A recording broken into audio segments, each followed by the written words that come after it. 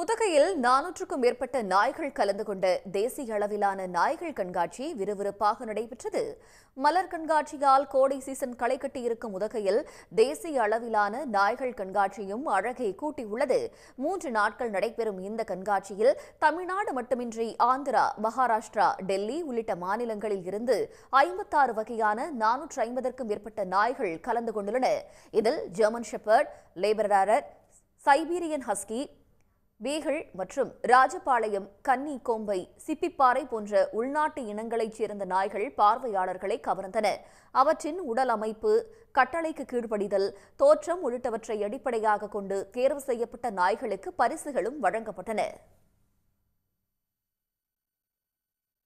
கண்காட்சியில் சிறந்த நாய்களை தேர்வு செய்வதற்காக பிலிப்பைன்ஸ், சிங்கப்பூர் நாடுகளில் இருந்து நடுவர்கள் வந்திருந்தனர்.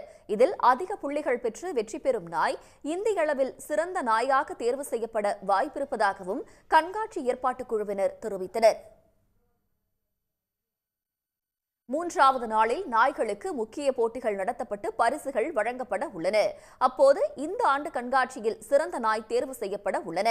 கண்காட்சியில் நாய்களின் சிகை அலங்காரம், தோற்றம் போன்றவை சுற்றுலா பயணிகளை வியக்க வைத்தன. உடனுக்குடன் செய்திகளை தெரிந்து கொள்ள சன் நியூஸ் பெல் ஐகானை கிளிக் பண்ணுங்க.